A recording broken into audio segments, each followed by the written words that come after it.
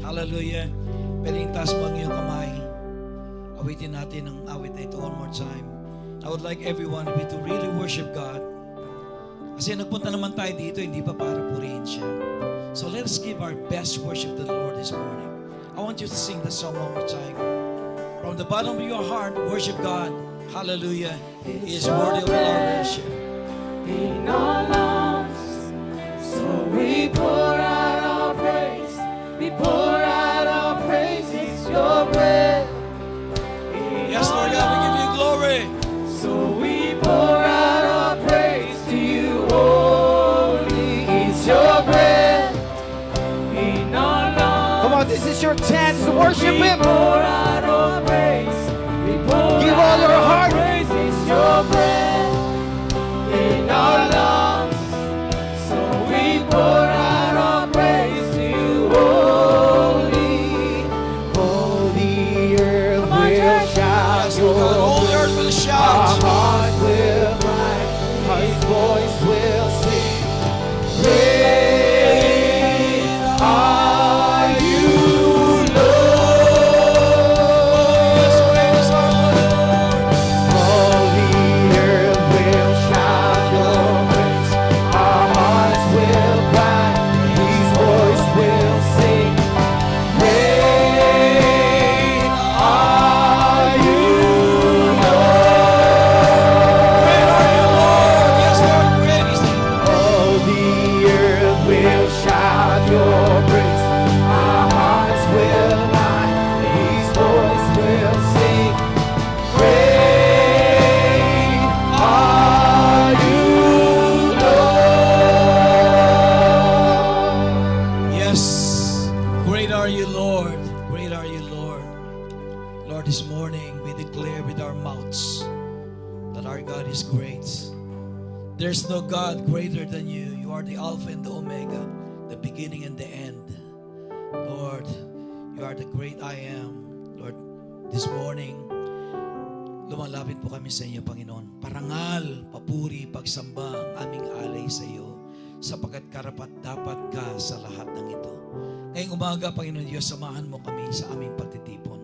Ang iyong presensya, Panginoon Diyos, ay madama namin sa aming kalagitnaanan. Ayaw mo na masiyahan ka sa lahat ng aming pagpupuri, sa lahat ng aming mga pagsamba. Ngayong umaga, Panginoon Diyos, amin pong inihahandog sa iyo ang kabuuan ng gawain ito.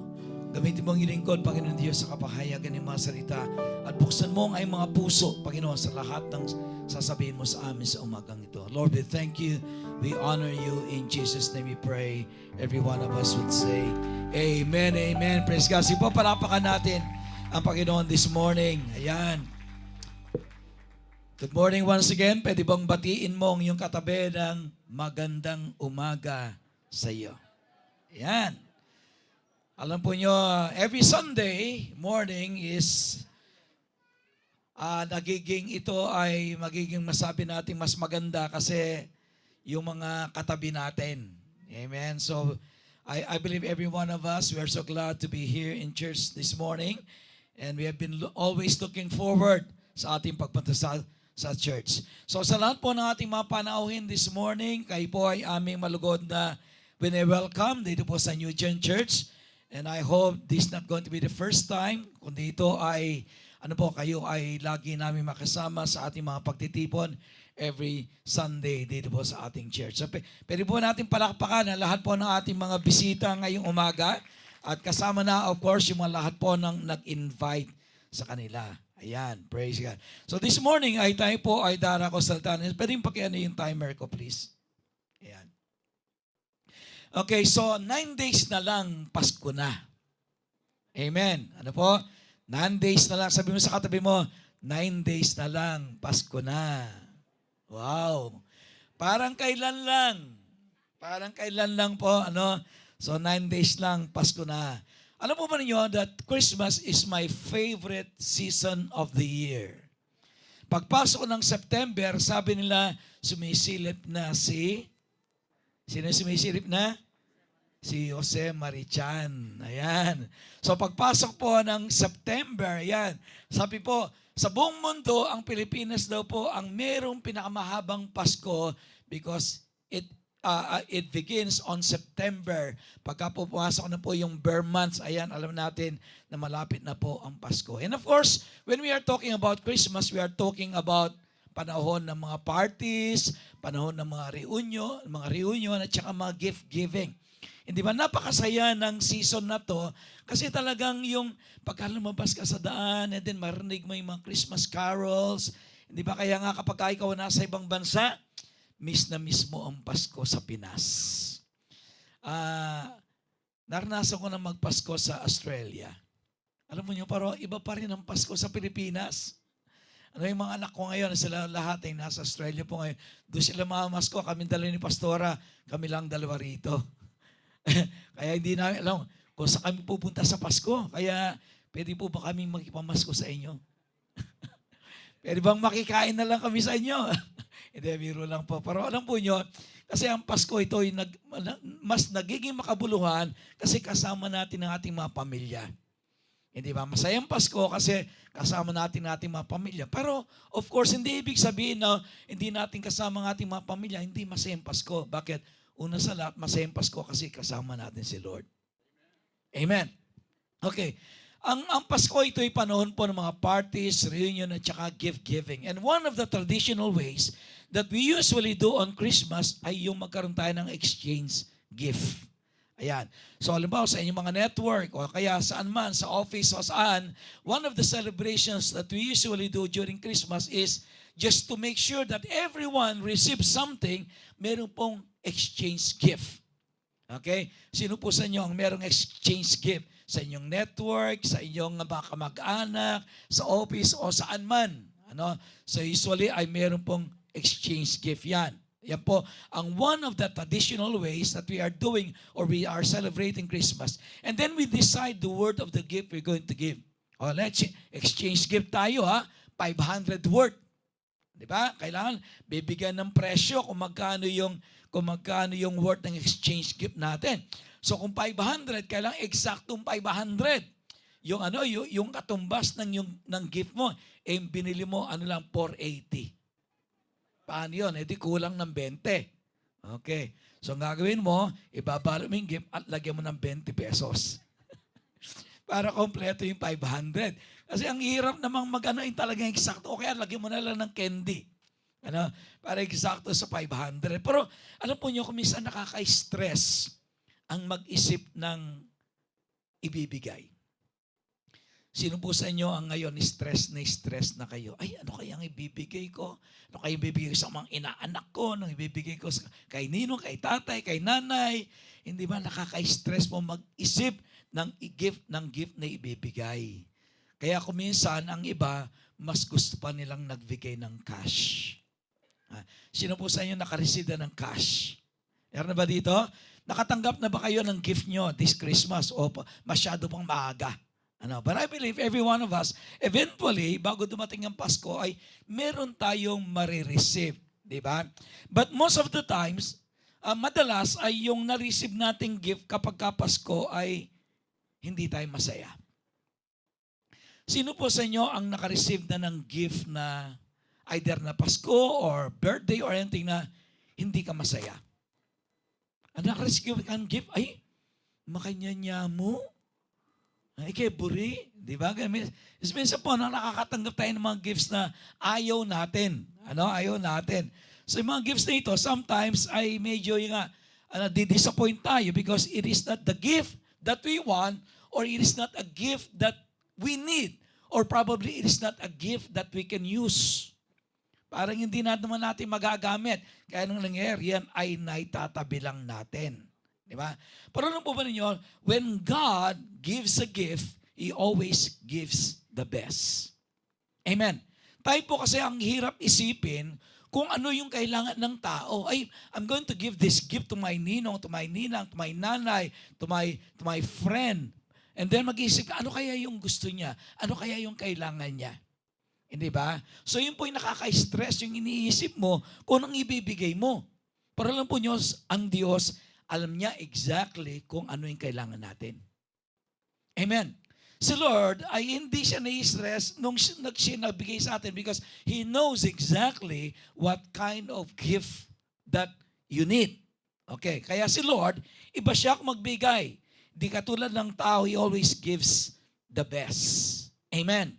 But in return, ay ano naman kaya ang may bibigay natin kay Lord? Now this morning, I'll be talking to you on the topic. Ang pag-uusapan po natin ngayong umaga is, ayan, ano po? The exchange gift.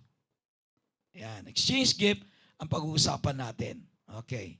So, kapag po sinabing exchange gift, ang ibig sabihin niyan ay yung meron kang tinanggap at meron kang ibinigay in return. Amen. Hindi pwedeng tawagan na yan exchange gift kapag ka ikaw lang ang tumanggap. So usually, sa exchange gift, tayo po ay tumanggap at tayo naman po in return, tayo ay nagbibigay din naman. Amen. So, when we receive something, alam po nyo, ay tayo po ay nagbibigay din naman in return. Ayan, okay. So, now what is the gift that we receive from God? So, unang pag-usapan natin, what is the gift that God has given us? Now, how many of you believe that actually Christmas is receiving a gift that God has given us? Ano po? So, kung maintindihan po natin ang araw ng Pasko, ang araw po ng Pasko ay ito yung panahon na kung saan ang Diyos ay nagbigay ng kanyang regalo sa atin. And it is a gift that we need. Ano po, it is a gift that we need. Ito isang regalo na hindi lang natin ilalagay sa isang tabi, kundi alam natin na ito isang gift na talagang kailangan ng bawat isa sa atin. So, Christmas is about a gift that we receive from God. So, okay, basahin po natin po, Luke chapter 2, verse 4 to 12. So Joseph also went up from the town of Nazareth in Galilee to Judea, to Bethlehem, the town of David, because he belonged to the house and line of David. He went there to register with Mary, who was pledged to be married to him and was expecting a child. While they were there, the time came for the baby to be born, and she gave birth to her firstborn, a son. She wrapped him in cloth and placed him in a manger, because there was no room for them in the inn. Ayan. And there were shepherds living out in the fields nearby, keeping watch over their flocks at night.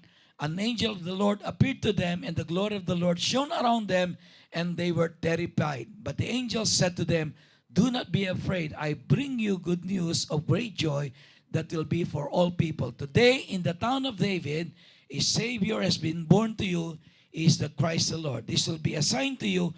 You will find a baby wrapped in clothes and lying in a manger." Okay, 2,000 years ago, alam po nyo, 2,000 years ago sa unang Pasko, ang Diyos ay nagbigay ng regalo sa atin.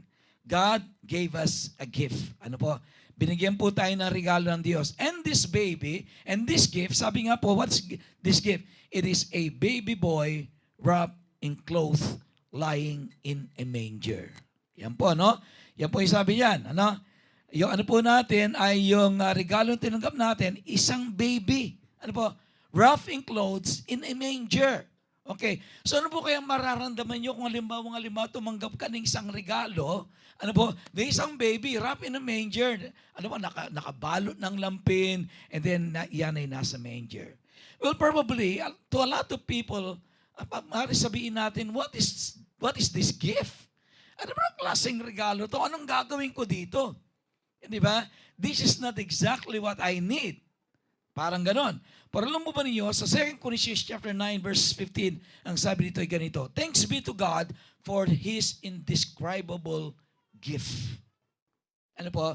Now, to many people, probably, they don't appreciate the gift that they have received on Christmas Day. Pero ang sabi ng 2 Corinthians chapter 9 verse 15, sabi niya, "Thanks be to God for His indescribable gift."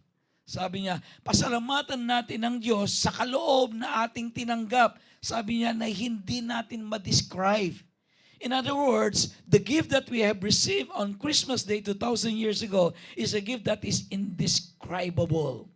Walang tamang salita para ito ay ating ma-describe. It is the ultimate gift that a person could receive on Christmas Day. Ayan. And then sabi po sa John chapter 4 verse 10, sabi dito ganito, Jesus answered her, If you knew the gift of God and who it is that asks you for a drink, you would have asked Him and He would have given you living water. Ang sabi po ni Jesus ay ganito, John chapter 4 verse 10, if you knew the gift of God, kung alam mo lang, sabi niya, ang kaloob ng Diyos, kung alam mo lang ang regalo ng Diyos sa iyo. Alam po niyo, marami sa atin, we do not probably appreciate what we have received 2,000 years ago on the first Christmas because we do not fully understand what goes along with that gift. Last Sunday po, nag-preach po si Pastora regarding yung full package. Medyo magkamag-anak po ang sermong ito, yung pinris po ni Pastora, tsaka ito ngayon. Siguro parang reinforce ko yung message last Sunday because I would like every one of you to realize na meron tayong tinanggap na napakahalagang regalo sa unang Pasko 2,000 years ago. Madalas ay naranasan na po ba ninyo na yung lumipas ang isang Pasko, wala kang natanggap? I believe every one of us does. Di ba? Nakalimutan kang bigyan na regalo. Di ba? Nakalimutan ka ng asawa mo. Di ba? Hindi ka na binigyan ng regalo. O di naman kayo yung anak mo, dati-rati nagpapadala sa ng pera, okay? Nagbibigay ng regalo. Ngayon, ng Pasko wala, nakalimutan ka. Di ba? O kaya yung best friend mo. So parang para sa iyo ay malungkot ang Pasko mo. Bakit? Wala kang tinanggap na gift. But I would like to tell every one of us, meron tayong tinanggap. And I believe it is the ultimate gift that we could receive. And that is none other than the gift that God has given us 2,000 years ago. Kaya sabi niya, if you only know the gift of God, kung alam mo lang, sabi niya, yung kaloob o yung regalong ibinigay ng Diyos sa iyo. Kaya lang po tayo madalas ay naghahanap lang tayo ng regalo, naghahanap lang tayo ng material. Hindi ba? Naghahanap lang tayo. For us kasi, yung regalo, it is always material. Laging yung nakikita mo, nahahawakan mo. Hindi ba? So kapag wala kang tinanggap na gift, nahahawakan mo, nakikita mo, na-appreciate mo, balungkot ka kasi para sa'yo wala kang tinanggap na gift. Pero the real gift that we have received on the first Christmas 2,000 years ago ay siguro at this point in time, hindi natin nahawakan, hindi natin nakikita but He is there. And that is none other than a baby born in a manger 2,000 years ago. So yun po yung tinanggap natin. And then, sabi nga dito, if God is going to give you a gift, what gift would you rather have? Or if you want a gift, what you would ask for? Ano kaya ang hihilingin mo? Kung ikaw, anong gusto mo regalo? Okay. Kung tatanungin ka, halimbawa, Jason, anong gusto mo regalo sa Pasko? Ha? Ano kaya ang gustong regalo ni Jason? Ha? Meron ng Montero yan eh. Meron ng yan eh. May just na yan, di na niya kailangan. Ha? May bahay na rin. Baby, ayun. Tama. they've been praying for a baby. I think more than 1 year na silang kasalan. Pero po nyo, if you're going to ask God for a gift, you would rather probably ask, Lord, if you're going to give me a gift, Lord, I need 1 million pesos. Di ba? O sa bagay, 1 million ngayon, lang 1 million, no? Lord, bigyan mo ko 5 million. Kasi 1 million ngayon, bibili ka ng bahay, wala ka nang mabibiling bahay sa 1 million. Kahit na nga mga nasa resettlement area ngayon, magkano na yun? Diba? Pero if you're going to ask God for a gift, you would probably ask, Lord, I need 10 million. Ayan. And diba? Or probably, you're going to ask God, Lord, I need a house and lot. Or probably, Lord, I need a brand new SUV. Di ba? So when we ask God for something, it is always material. Parang sa ating kasi yung gift, it has something to do with material things. But God's idea of as a gift is different. Pagka sinabi ni Lord, the gift is something different from our idea of what a gift should be.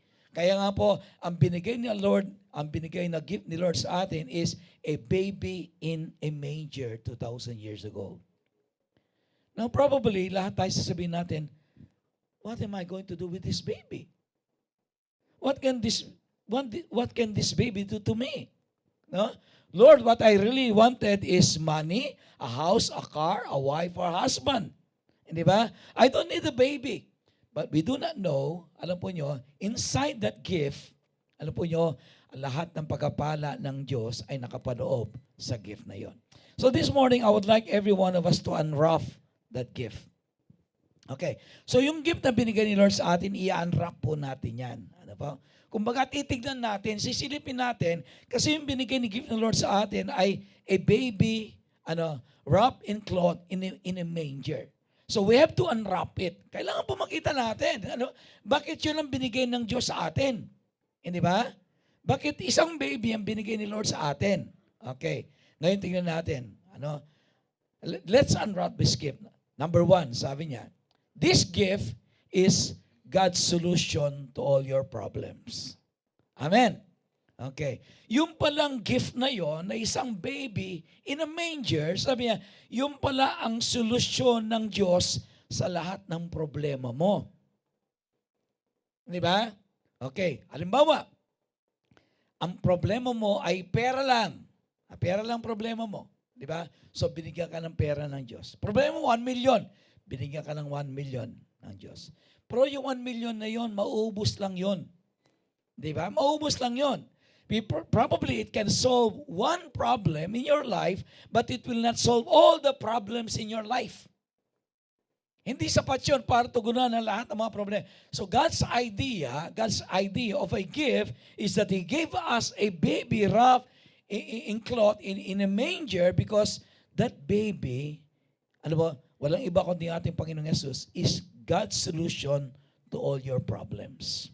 Now, if you would only realize that 2,000 years ago, on the first Christmas, God gave us the gift that will be the solution to all of our problems.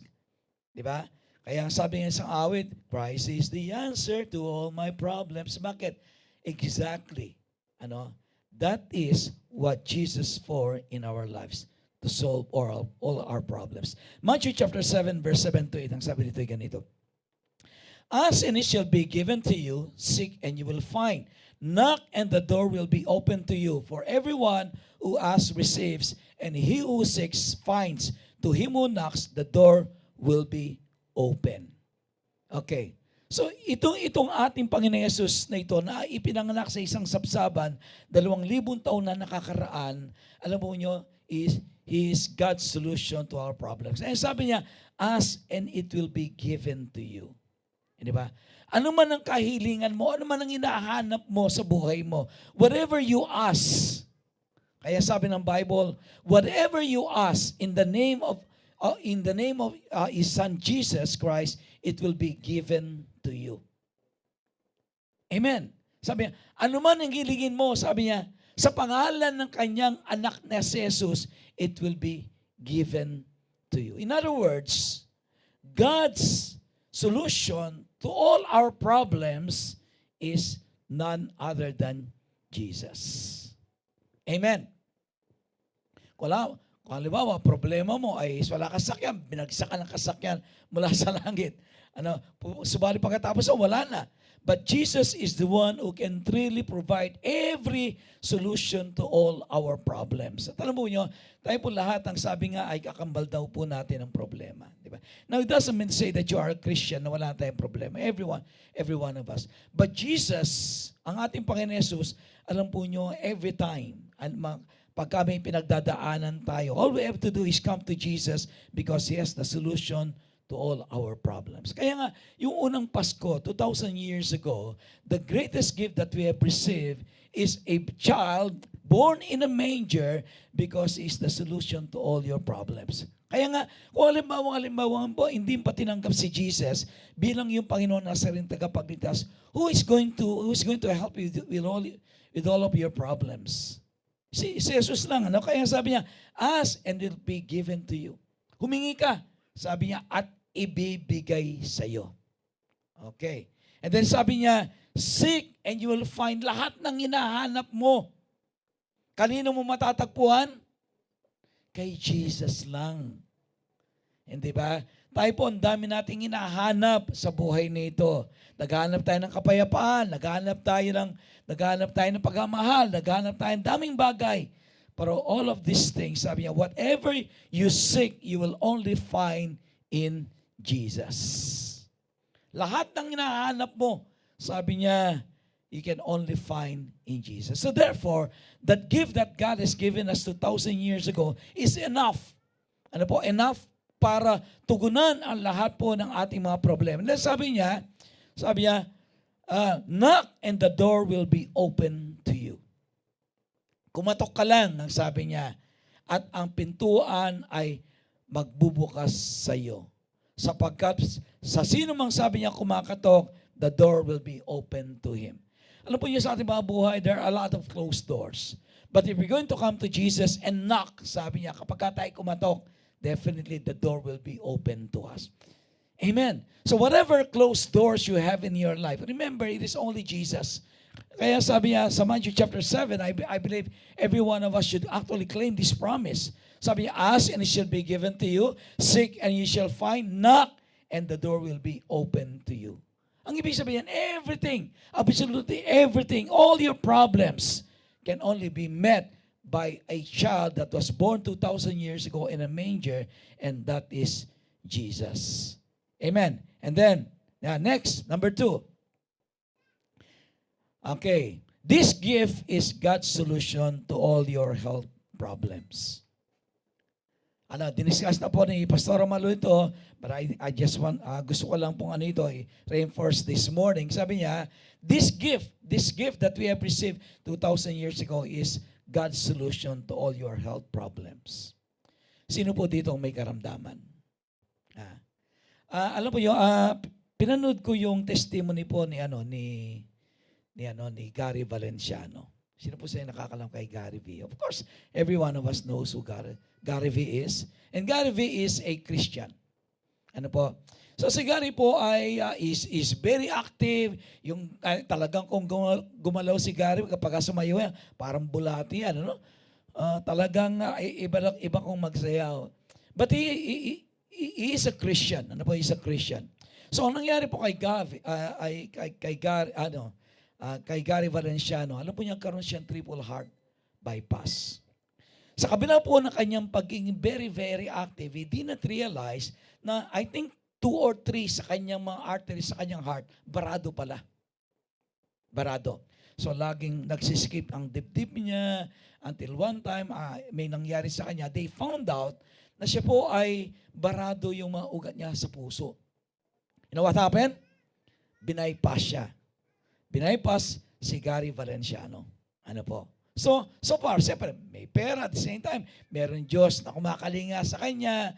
So naging successful po yung kanyang triple heart bypass. Pero pagkatapos po ng kanyang triple heart bypass, after 1 week, nagre-recovery pa lang siya. You know what happened? They found out na meron siyang kidney cancer.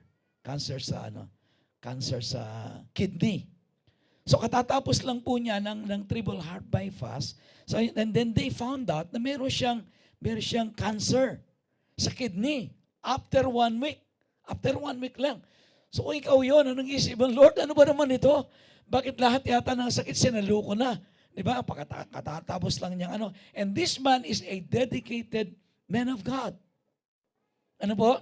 So he was asking God, sabi niya, Lord, why? Bakit ganito sa katatapos lang ito? And then, pero Gary V, trusted God. And then eventually, he realized, sabi niya, yung po palang kanyang, according to his testimony, sabi niya, yung kanyang pagkaka-bypass, naging blessing sa kanya.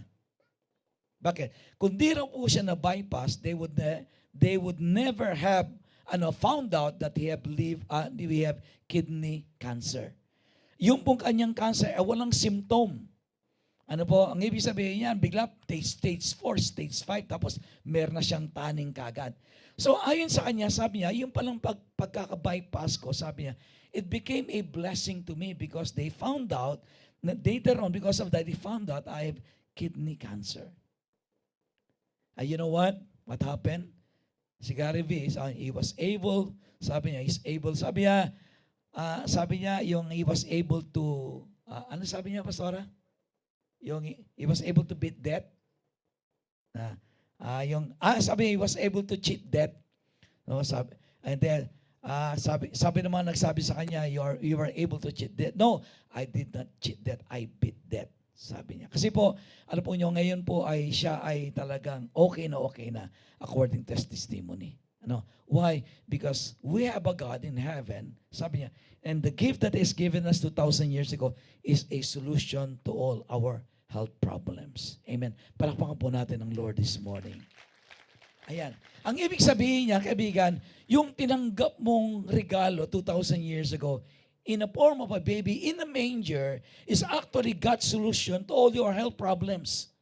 Kung titignan natin ang mga gagawa ng baby sa atin, of course, Jesus did not remain a baby. Eventually, He grew up and He ministered to people. He preached the Word of God, healing the sick, and eventually He died on the cross for every one of us. At ang sabi niya, Isaiah chapter 53 verse 5, but He was pierced for our transgressions, He was crushed for our iniquities, the punishment that brought us peace was on Him, and by His wounds we are healed. Okay. Kaya alam po nyo, tayo ay, yung Kristo po natin ay yung Kristo na, hindi po nanatiling baby. Hindi ba? Kasi yung iba, yung po kalang Kristo na nanatiling baby. Tayo po hindi. Yung Kristo natin, He grew up to be a man. You know, He ministered to people, He preached the Word of God, healing the people, and then delivering the captives, and eventually died on the cross so that every one of us would have eternal life, and that by His stripes, every one of us will be healed. Amen. So yung pong tinanggap nating regalo 2,000 years ago, sabi niya, it is God's solution to all your health problems. Kaya kaibigan, kung may karamdaman ka ngayon, huwag kang mawala ng pag-asa. Because 2,000 years ago, on the first Christmas, merong binigay si Lord sa iyo. At yon ang solusyon sa lahat ng health problems mo. Amen. Kaya, alam po niyo, one of the things that Jesus did when He was here is that wherever He go, all of the people who came to Him receive healing. Receive healing. Kaya nga po, napakaganda ng tinanggap nating regalo 2,000 years ago sa magitan po ng ating Panginoon Jesus, and that through Him, we receive yung pong healing. Then, number 3, ayan, that gift, sabi niya, this gift is God's answer to all your problems. Sino po ngayon ang may problema? Magsabi ng amen. Naku, buti na lang mga tanga nyo dyan, lahat walang problema. Ha? Buti pa kayo, walang problema? Okay, lahat na may problema dito, magsabi ng malakas na amen. Ayan, naku, lakas naman ng amen nun. Every one of us, every now and then, hindi tayo nawawalan yan. Amen, hindi tayo nawawalan yan. Every now and then, we are facing problems in life. But you know what? On the first Christmas 2,000 years ago, God has given us the solution to all our needs. So all our problems and all our needs. Ano yung number 3 natin? Okay, God's answer to all our needs. Philippians 4:19, and my God shall supply all your needs according to His riches and glory by Christ Jesus. So kung may, anumang pangangailangan meron po tayo. Anumang pangangailangan meron tayo, may ang solusyon dyan na walang iba kundi ang ating Panginoon Jesus. Kaya yung promise niya ganito, no? And my God shall supply all your need according to His riches in glory by Christ Jesus. It means say, all our needs has been provided by God through a baby born in a manger 2,000 years ago, and that is none other than Jesus Christ. Whether you have problems or whether you have needs, whatever need you have, ang solution dyan ay Bombay. Bombay ba? Ay hindi. Hindi Bombay yung solution dyan. Ang solution dyan ay walang iba kundi ang ating Panginoong Jesus. Amen. Praise God. Yan, palakpakan natin ang Lord. Kaya nga, ang ganda ng Pasko, hindi ba? Ang ganda ng pagdiriwang natin sa Pasko. Kasi alam natin na yung Pasko pala, ito yung araw na tumanggap tayo ng isang kaloob na binigay ng Diyos sa atin na nakapaloob doon yung lahat ng pagkapala na ng Diyos para sa atin. Okay? So all your needs will be provided, ang sabi niya. Okay. According to His riches and glory by Christ Jesus. So there is absolutely nothing in this world that you need that God cannot meet through His Son, Jesus Christ. Amen. Alam po nyo, isang panalangin lang yan. Sabi ng Bible, if you ask anything in my name, believe that you have it, and you shall have it. Amen. Bagamat kumisan parang natatagalan, pero do not give up. Bakit? Because the Lord lagi po may timing yan sa mga kaloob niya sa atin. Amen. Then number 4. Ayan. Number 4 is, this gift is your passport to heaven. Ayan. Pang-apat, this gift is your passport to heaven. Sino po sa inyo dito ang may passport na? No? O, wag na kayong magano pa. Di ba? Sino dito yung wala pang passport? Kumuha ka na ng passport. Nangangarap kang mag-abroad, wala ka namang passport, paano ka makakapag-abroad? Di ba? Okay. So kapag ka nag-pray ka, Lord, sana makapunta ako ng Basilan, hindi mo kailangan ng passport doon.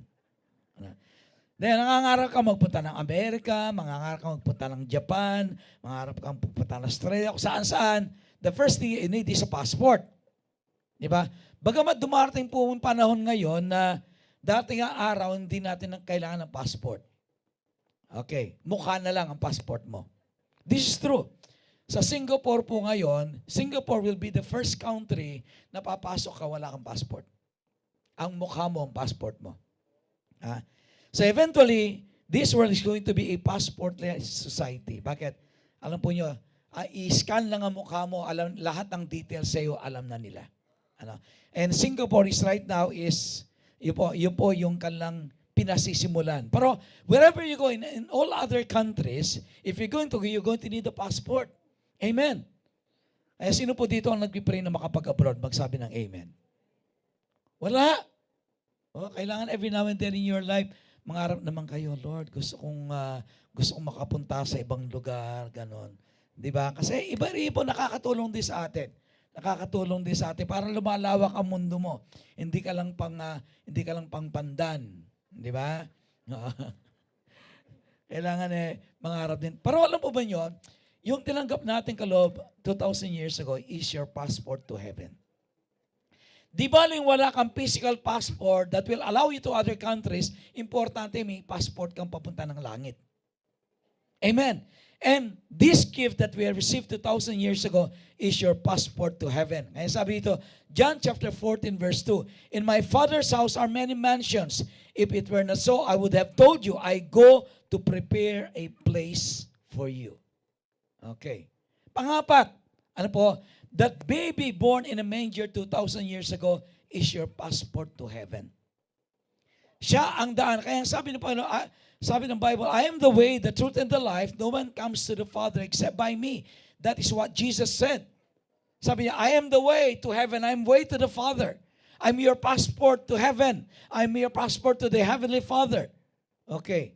So, kapag ka po si Jesus ay tinanggap natin bilang ating Panginoon na silang tagapagligtas, it is like having a passport to heaven. In other words, all you have to do is present that passport to God, at alam po nyo, right away, we have access to heaven. And I believe that is the greatest benefit that we have received on the gift that God has given us 2,000 years ago, and that is our passport to heaven. Kaibigan, alam mo, ang buhay na ito ay, pagkatapos ng buhay natin, ay dalawa lang maaari mong patutunguhan. Ano po? Either you go to heaven or you go to hell. If you want to go to hell, you don't need a passport. Hindi mo kailangan ng passport pagpunta sa impyerno. Ano po? Pero pagpunta ng langit, kailangan mo ng passport. Ang passport mo ay walang iba kundi ang ating Panginoon Jesus. You need Jesus in your life. That baby born on a manger is the one who died on the cross 33 years later, who paid for all your sins. Siya nagbayad na lahat ng iyong kasalanan. Sa magitan ng isang patak lang ng kanyang dugo ay sapat na upang bigyan ka ng pagkakataon na makarating ng langit. Amen. Kaya nagpapasalamat tayo, nagdiriwang tayo sa araw ng Pasko. Why? Because of what Jesus Christ has done for us. Kaya kaibigan, if you are here for the first time, o kung di pa tinatanggap si Lord sa puso mo bilang Panginoon mo at sarili tagapagligtas, remember this, wala ka pang passport papuntang langit. Amen. You need Jesus in your heart so that you will have access to eternal life. Kaya sabi ni Jesus, sabi niya, my Father's house are many mansions. If it were not so, I would have told you, I go and prepare a place for you. So si Jesus po, nauna na doon at ipinaghanda ka na niya ng dakong kalalagyan. In other words, yung mansion mo sa langit, nakahanda na. Amen. Kung dito ang bahay mo, barong-barong, sa langit po, mansyon ang bahay mo. Amen. Kung dito sa lupa, wala ka sariling bahay, nangungupahan ka lang, sa langit, wala po nangungupahan nun. Bakit? Lahat tayo may mansyon sa langit. For as long as you have Jesus Christ into your heart as your Lord and Savior, we have access to heaven. Amen. Palakpakan ba natin ang Lord? Amen. Kaibigan, tandaan mo yan. Kung dito wala kang bahay sa langit, for as long as you have Jesus in your heart, we know and we believe that we have a mansion in heaven. All because of a baby that was born 2,000 years ago that God has given us. Amen. It was a gift that was given to you. Ano po? At kapag ka ang gift na yon in-unwrap mo, makikita mo doon. Siya pala yung solusyon sa lahat ng problema mo. Siya pala yung solusyon sa lahat ng pangangailangan mo. Siya pala yung solusyon sa lahat ng karamdaman mo. At siya pala ang daan patungo ng langit. Amen. And then next, dahil ito exchange gift. That is God's gift to us. Now, tayo naman, what is your gift? Ano naman ang gift mo kay Jesus? Okay. So, ipinagdiriwang po natin ang kaarawan ng ating Panginoon Yesus ng December 24. Though Jesus Christ is not actually born on December 24. Ano po? Si Jesus po ay hindi talagang pinanganak ng December 24. Nobody knows. Walang nakakalam ng talagang tunay na araw ng kapanganakan ng ating Panginoon Yesus. But definitely, it is not December 24. Ano po? Okay, sabi ng iba, yun daw pong tunay na Pasko is April. April daw po, yung talagang kapanganakan ni Jesus, which is very much possible. Kasi po titignan po natin ang Biblia, sinasabi niya na yung mga pastol ay, alam po yun, nagpapastol sila by night. And December in Israel, alam po yun, napakalamig ang panahon.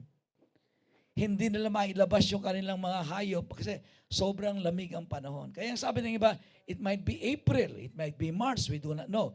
But the most important thing is that we realize and recognize that Jesus Christ is born in a manger 2,000 years ago. Hindi mahalaga yung araw. Amen?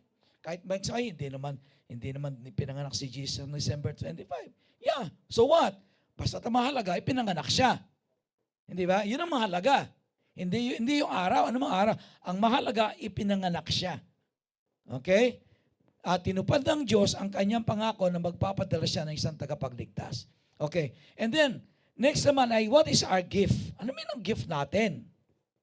Kay Lord. Hindi ba? Kapag ka po may birthday, sino po ba yung binibigyan ng gift? Yung mga bisita o yung nag-birthday? Yung nag-birthday. Bakit kaya tayo, sa tuwing tayo nagdiriwang ng araw ng Pasko, yung mga bisita ang binibigyan natin ng gift? O, di ba totoo? O nag-exchange gift kayo, binibigyan mo regalo si nanay, si tatay, mga kapatid, mga inaanak, all except yung nag-birthday. Have you ever realized that?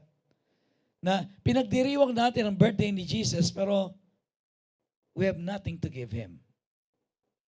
We have nothing to give Him. Sabi nga dito, presenting our gifts to Jesus refers to the act of offering something of value to Jesus, not necessarily a physical item, but rather a representation of our devotion, love, and commitment to Him, often including our time, our talents, our actions, and most importantly, our hearts, signifying a complete surrender to His will, much like the biblical story of the wise men who brought gold, frankincense, and myrrh to the baby Jesus. Now remember, on the first Christmas 2,000 years ago, the Magi, Ano po? Yung mga tawag nila, mga magi, yung mga tao matatalino, ano po? The wise men. Every one of them, they came to Jesus and every one of them are bringing gifts to Jesus. So kung tutularan po natin yung pagdiriwang po ng kapanganakan ng Panginoon Yesus, itutularan natin yung mga pantas. Ano po? Yung mga wise men. Every one of us must be giving something to Jesus. Kaya nga exchange gift. Di ba? We receive something and we give something back in return. Amen. Hindi naman pwedeng nakipag-exchange gift ka, tapos nabunot ang pangalan mo, tumanggap ka, tapos ikaw wala kang dala. Hindi ba? Hindi exchange gift yon.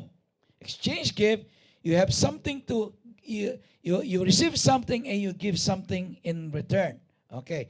So kung titignan po natin dito, yung sabi nga dito, yung verse natin, sabi niya, then Herod called the Magi secretly and found out from them the exact time the star had appeared.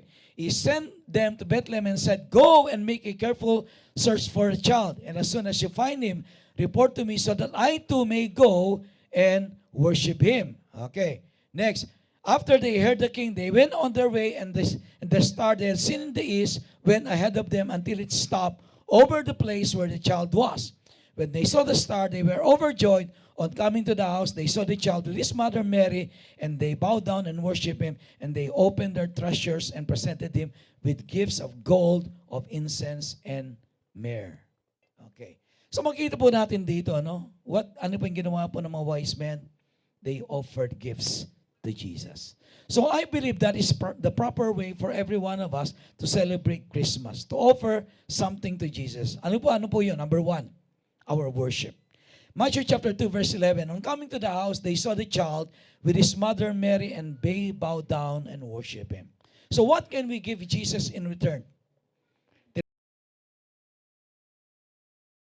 Your worship.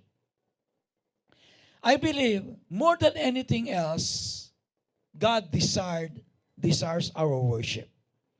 Kaya nga every Sunday po nagpupunta tayo dito worship. Kaya kapag na-late ka, pagka nag-church ka on Sunday, na-late ka, hindi mo naabutan yung praise and worship, alam mo, na-miss mo yung para kay Lord. Kaya dapat po, huwag kayong magpapalate. Kapag ka-service natin, 10:30, before 10:30, nandito na tayo. Amen. Sabi mo sa iyong katabi, before 10:30 na kailangan nasa church ka na. Sige, sabihin mo. Sabihin mo, before 10:30, nasa church ka na. Oo. Okay, bakit? Kasi po, God desires our worship. And the only thing that you can give in exchange for the gift that God has given you is worship. Yun ang pinakahihintay ni Lord. Excited siyang marinig ang boses mo every Sunday. Alam po niyo yun? God is excited and He desires our worship. So the Magi, as you can see, they went to the baby Jesus and number one, the first thing that they did is they worship. They worship. So what can you give in exchange to God? Number one is your worship. Kaya kapag na-late ka kapag Sunday, din mo na lang yung word na lang, o kaya love offering na lang, o kaya closing prayer na lang, hindi ka na church. Di ba? Ano ka lang? Namasyal ka lang. Di ba? So number one, ano po, what can we give God in exchange? Our worship. Di ba? Yun lang. Number one, worship lang. Alam mo nyo, it is something that God desires from every one of us, our worship. Kaya kaibigan, tandaan mo, every Sunday, pagpunta mo rito, ang alay mo kay Lord yung worship mo. Yung word, yung pangangaral para sa iyan, hindi na para kay Lord itong pangangaral eh. It's for you. The only portion that really belongs to God on a service like this is yung worship. Yun lang. Yung word, para sa iyan. Love offering, para sa iyo rin yan. Every other part of the worship service on Sunday or any other day, para sa iyo. Yung para kay Lord, yung worship. Pero kapag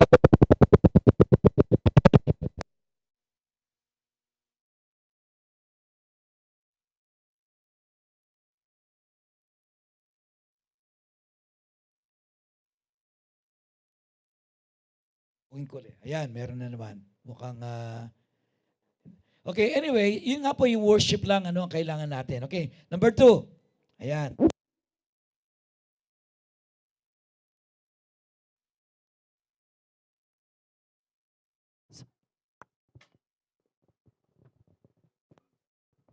Hello, test mic. Yan. Okay, number 2 ay yung pong pangalawa ay yung our gifts. Yan. So the second thing that we can give to God is our gifts. So Matthew chapter 2 verse 11, and they opened their treasures and presented him with gifts of gold and of incense and of myrrh. Okay. So yung pong Pasko, alam po nyo, exchange gift yan. Kaya nga po, sa Pasko at sa New Year, pagpunta na sa church, dala-dala natin yung ating happy birthday, Jesus. Hindi ba? So kailangan sa Pasko, kaya sa New Year, o di naman yung Sunday, pagpunta natin dito, may dala-dala tayong gift para sa Kanya. Why? Because that is part po ng ating exchange gift para kay Lord. Of course, God, Jesus don't actually need this, but it is part of honoring God. Hindi ba? In celebrating His birthday. Kaya makita po niyo yung mga Magi, when they came to worship Jesus, they brought something with them. A gift, gold, myrrh, and frankincense. Because giving to God is part of our worship. Kaya nga po, every Sunday, kapag ka po tayo nag-worship service, meron tayong part na love offering. Bakit? Because it is our gift to God. Amen. And this is absolutely voluntary. Kaya po nyo, mapapansin po nyo sa church natin, wala po tayong pinaikot na love offering basket. Kaya it is voluntary. Kaya yung ating offering box nandun lang sa gilid. Bakit? Kasi talagang kailangan voluntary lang talaga sa iyo na gusto mong parangalan ng Panginoon. You want to give God something in exchange for what He has done in your life. Amen. Kaya nga po, this coming December 24, ayan, pwede po natin dalhin yung ating mga happy birthday, Jesus. Amen. And then, lastly, ano po? Pangatlo, yung what can we give? What can we give to Jesus? Pangatlo po, yung souls. Mga kaluluwa. Amen. So I believe what God desires more than anything else in our celebration of Christmas is that every one of us would bring souls. Kung gusto po nating masiyahan si Lord sa Paskong ito, magdala ka ng kaluluwa. Why? Because Jesus died on the cross so that every one of us should come to know Jesus as our Lord and Savior. Amen. So sa December 24 po, meron po tayong napakagandang inihandang na para bagang presentation yung ating mga kasama.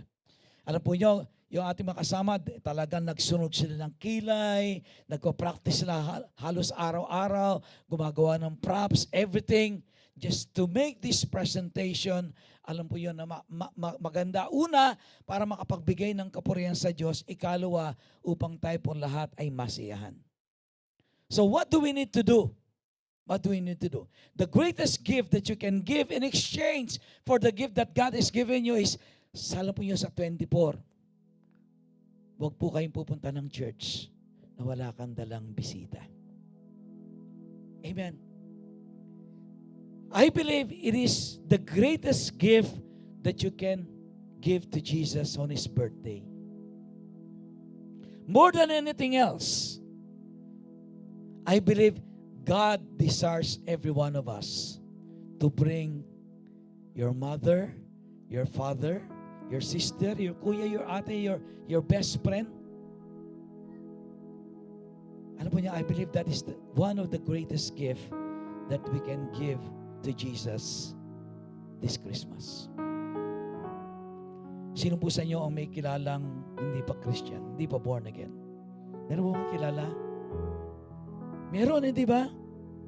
Now this is your chance to give Jesus a gift. And that gift is somebody that Jesus died for on the cross. Amen. Gusto po natin mapuno ito sa December 24. Meron po tayong dalawang service. 10:30 at saka po 2 o'clock. Originally, ay ang gagawin po sana natin ay isang service na lang tayo. Pero kapag ka nag-isang service po yung morning tsaka evening, hindi tayo kakasya rito. Hindi na tayo makakapag-invite ng mga visitors. Kaya ang ginawa po natin ay nagdalawang service po tayo. Meron po tayong 10:30 tsaka 2 o'clock na sa gayon so that we can have room for visitors. And what we can do, anong pwede natin gawin? Ano po yun, huwag kang pupunta sa church na wala kang bit-bit na isang bagong kaluluwa. Amen.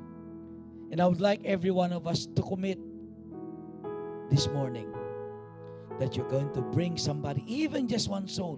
O mas maganda, buong pamilya mo, madala mo. Diba? Uy, meron kaming program sa church sa Pasko bago tayo mag-Noche Buena.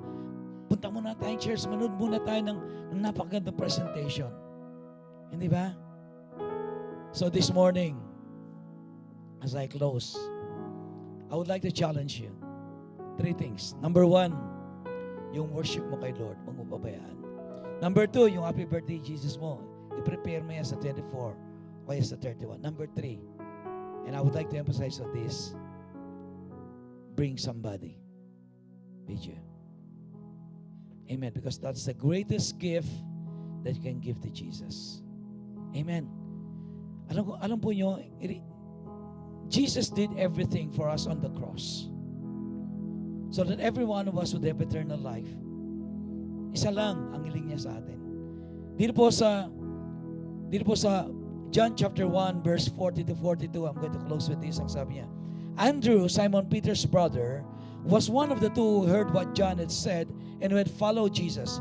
The first thing Andrew did was to find his brother Simon and tell him, we have found the Messiah, and he brought him to Jesus. Alam po niyo, ang unang-unang ginawa po ni Andres nung siya born again is to find his brother and to bring him to Jesus. Alam po niyo, itong Paskong ito, this is your opportunity to bring your family to Jesus. Di ba? Nay, tay, Pasko naman. Kuya, Pasko naman. Samahan mo ako sa church. Meron napakagandang presentation. Buong pamilya tayo. Mag-celebrate tayo ng Christmas. Amen. And on that presentation, you're going to witness the story about Joseph, Mary, and about the baby Jesus being born in a manger. It's going to be a spectacular presentation, I tell you this, for the glory of God. So, ginawa po ng ating mga kasama lahat ang magagawa nila. Tayo po, ano magagawa natin? Magdala lang po tayo ng ating mga bisita. Ilan po sa atin sa umagang ito ang re-regaluhan si Lord ng one soul sa Pasko? Magsabi ng Amen. Okay. Ang ibig sabihin niya, lahat tayo sa Pasko. Ngayon pa, mag-isip ka na. Lord, sino pong i-invite ko sa Pasko? Lord, ayaw kong lumipas ang Pasko na wala akong regalo sa iyong kaluluwa. Hindi ba? Okay. How many of you? Ngayon, I'm going to go a little farther. Ilan po sa inyo sa araw ng Pasko, December 24, 10:30 or 2 o'clock, ang magdadala ng bisita sa araw na magtas ng kamay?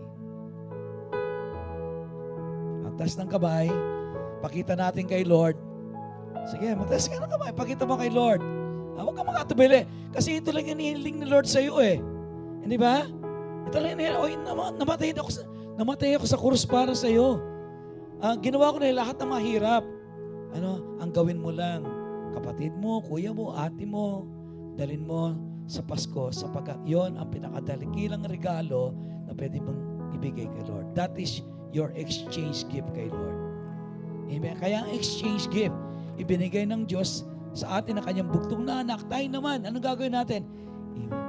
Mag-i-invite tayo ng mga taong hindi pa nakakilala kay Lord para tanggapin din nila sa Jesus bilang kanilang Panginoon at sariling tagapagligtas.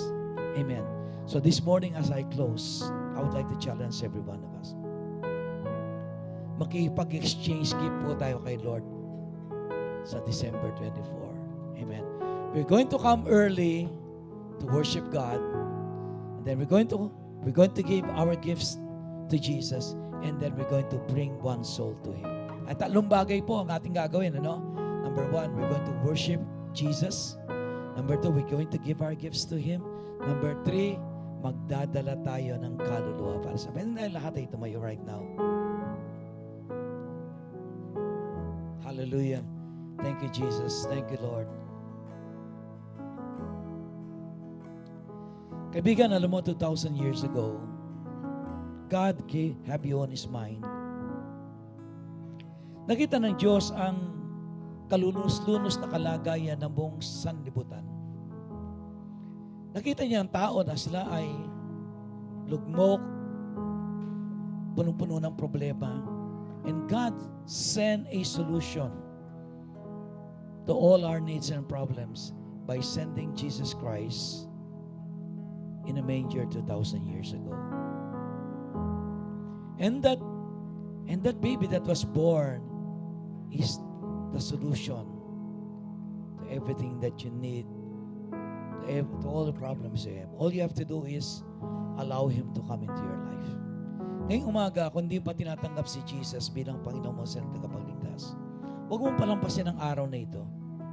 Huwag mong palampasin ang araw na ito because the only way that you can have eternal life is when you accept Jesus Christ as your Lord and Savior. The only way that you can receive all of the blessings that comes along with that Jesus that was born 2,000 years ago is when you accept Him as your Lord and Savior. Ngayong umaga, pwede tayo lahat ay pumikit. Inanyahan kita, kaibigan. Kung di mo pa tinatanggap si Kristo sa iyong puso bilang Panginoon sa iyong tagapagligtas, this is the time for you to do it. If you will accept Jesus Christ this morning as your Lord and Savior, I tell you, your life will change. Lahat ng kapangangailangan mo tutugunin ng Panginoon. Lahat ng problema mo, masusumpong mo ang solusyon sa Kanya. Lahat ng karamdaman mo, sinabi niya na siya magpapagaling. All you have to do is open your heart and accept Jesus as your Lord and Savior. If you want to do that right now, gusto kong sumunod ka sa maikling panalangin ito. Panginoon Jesus, Panginoon Jesus, maraming salamat po. maraming salamat po. 2,000 years ago, 2,000 years ago, you were born on a manger. you're born in a manger. Maraming salamat po Maraming salamat po. at namatay ka sa krus ng Kalbaryo At namatay ka sa krus ng Kalbaryo. upang bayaran ang lahat ng aking mga kasalanan. Bayaran lahat ng Ngayong aking umaga, kasalanan. Ngayong umaga, inaamin ko po inaamin ko po na ako'y na makasalanan. ako'y makasalanan. Humingi po ko sa inyo ng patawad. Humingi po ako sa inyo ng patawad. Binubuksan ko po ang aking puso Buksan ko po ang aking at puso. tinatanggap kita At tinatanggap kita bilang aking Panginoon bilang aking at sarili kong tagapagligtas. Simula sa araw na ito, simula sa araw na pagharian mo ang aking buhay. pagharian mo ang Sa aking pangalan ni buhay. Jesus. Sa pangalan ni Jesus. Amen and amen. Come on, let's worship God this morning. Hallelujah. I would like every one of you to give Jesus the first gift that we can give to Him, and that is worship. Amen. I would like every one of you to really worship God this morning from the bottom of your hearts. Yes, Lord, we give you glory. Oh God, the precious blood of Jesus Christ.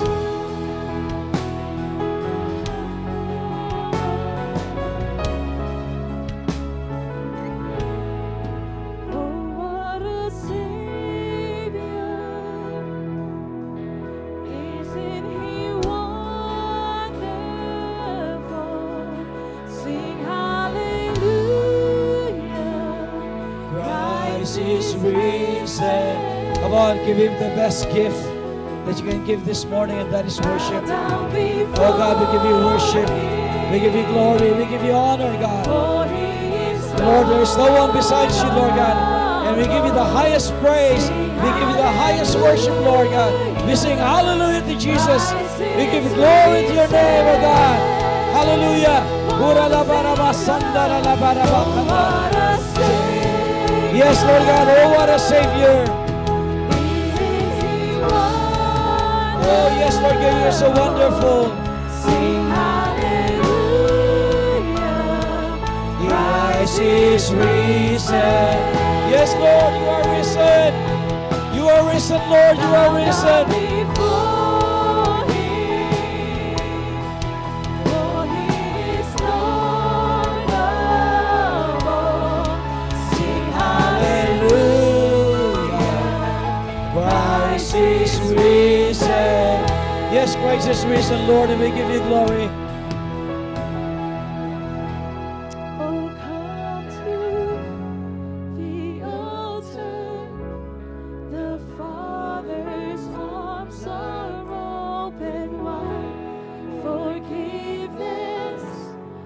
was bought with the precious blood of Jesus Christ. Amen.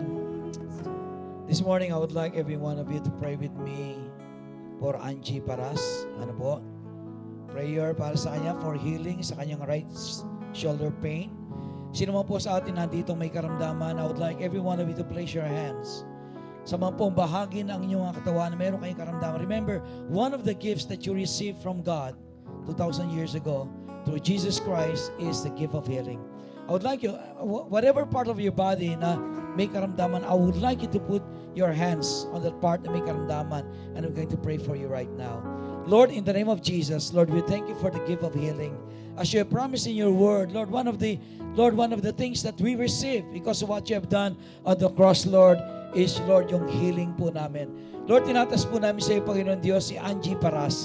Lord, anuman po ang sanhi ng kanyang pain sa kanyang shoulder, Lord, we rebuke this pain in the name of Jesus and we declare total and complete healing sa pangalan ng Panginoon Jesus. Lord, tinatas ko po ang sinmang narito, Panginoon Diyos, na mayroong anumang karamdaman, Panginoon Diyos. Lord, dalayan ko po as we place our hands on the portion of our body, Lord, na may karamdaman, we believe, Lord, a miracle, oh God, shall happen, Lord, and we will receive our total and complete healing.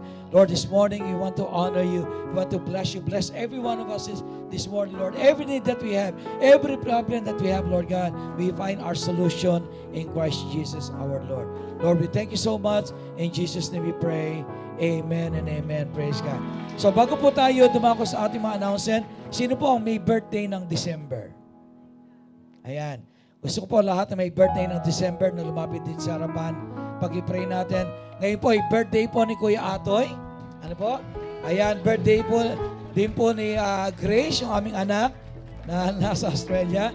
And then, sino mo po yung may birthday ng December, could you please come forward here?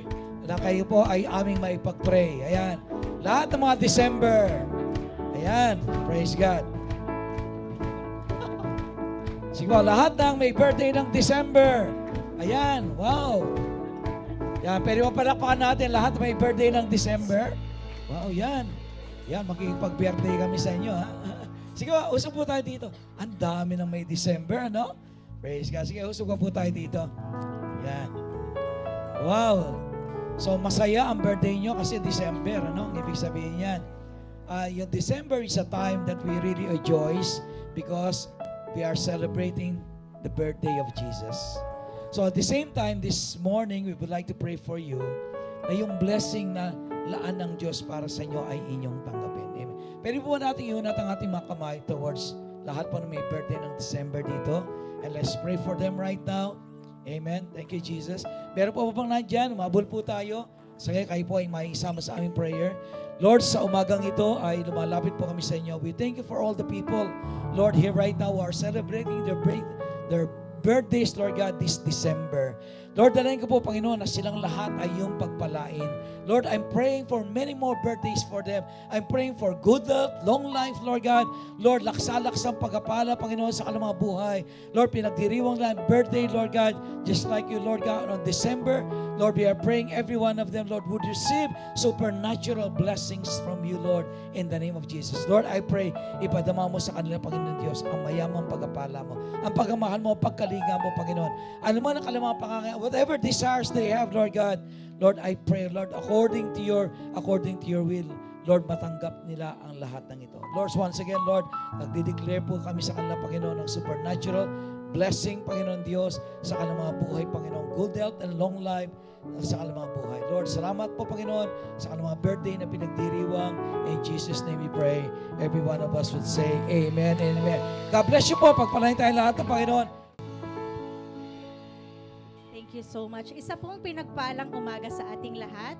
Tayo po ay dadako na sa ating pagkakaloob ng ating ikaputhandog. So, habang pine-prepare po natin yun, no, let me just share with you a few points po or facts about giving tithes and offerings. So, maikli lang naman po ito. Number one, if we give our tithes and offerings, it's an act of obedience to God. So, tithing is a biblical command. Sabi nga po sa Malakay 3:10, God encourages us to bring the tithes to our storehouses, giving the 10%. At ibig sabihin po nun, we obey the Lord. Second, acknowledging God's provision. When we give our tithes and offerings, it helps us recognize that everything that we have comes from the Lord. It's a way of saying, Lord, tinatrust po kita sa lahat ng aking resources. At nagbibigay po ito ng focus sa atin na si Lord po ang nagbibigay ng lahat ng ating pangangailangan. Number 3, if we give our tithes and offerings, we support God's work. No, tithes and offerings are used to fund the church. And ito po yung sinusuportahan natin yung mga activities and what we call the expansion of God's kingdom. Number 4, there is a blessing from giving. When we give, God promises to bless us. At sinasabi rin po ng Panginoon na bubuksan po niya ang durungawan ng langit para sa mga nagbibigay. Giving doesn't just the benefit of the church, but also to experience po natin yung kanyang faithfulness. Lastly, growing in generosity. When we give our tithes and offerings, tinutulungan po tayo na mag-grow spiritually. Tinuturuan tayo na mag-trust palalo sa ating Panginoon at hindi tayo makontrol ng material things. It also transforms us to be more generous and compassionate to people. So I am encouraging everyone na magbigay ng ating tithes not just out of obligation but out of our hearts. No, it's not the amount, hindi po tinitignan ni Lord kung ano yung amount na binibigay nyo kasi mayaman po siya. But tinitignan po niya yung sincerity ng ating mga puso. So, when yung aking experience po, no, I started giving my tithes and offerings at the age of 14 years old. That time, walang-wala po kami. But I believe, kapag po ako ay nagbigay at nagpuri at nag-serve po sa Lord, kami po ay ibibless niya. Knowingly, no, habang po nagbibigay po ako ng tithes and offerings, nakapagtapos po kaming tatlong magkakapatid sa kolehiyo ng baon po sa utang ang pamilya ko. So ngayon po, ang kuya ko po, yung panganay namin ay mechanical engineer sa San Miguel Corporation na nagpo-provide po ng health insurance sa parents ko. Ako po ay isang nurse sa isang company na isa po naming kapatid ay nasa Germany, isang nurse po, at nagpa-provide po siya ng mga health maintenance po ng family ko. At may bunso po kami, 12 years old, at ini-introduce na po namin sa kanya yung tithes and offerings. Kasi we believe, kapag nagbibigay po tayo, we still invest on our future. Sige po, tayo po ay magbigay ng may galak sa ating puso. Sige po, encourage ko po kayong tumayo at itaas po ang ating tithes envelope. Hallelujah. Panginoon, maraming salamat po, Panginoon, sa blessing na binibigay niyo po sa amin. Ikaw po ay aming dinadakila at sinasamba. Sa oras na to, Lord God, aming itinataas ang aming ikaputhandog. Hindi lamang sa pagsunog, kundi sa isang uri po ng pagpapasalamat sa iyo, Lord God. Salamat po sa pagpapala na pinagkakaloob niyo po sa amin araw-araw. We bless, Lord God, the people na magbibigay, Lord, sa mga tao na may businesses, Lord God. We pray, Lord God, that you will expand their businesses in the name of Jesus. Sa mga tao po, Lord God, na nagtatrabaho, we pray, Lord God, for promotion in the name of Jesus. And even, Lord God, sa mga estudyante, we pray, Lord God, we declare excellency, Lord God, and intelligence in the name of Jesus. Kung ano man po ang pangangailangan nila. And even, Lord, sa mga anak mo, Panginoon, na naghahanap ng trabaho, Lord, we pray, Lord God, that you will bless them, Lord God, the best job that you can give them, Lord God, in the name of Jesus. Maraming salamat po, Lord.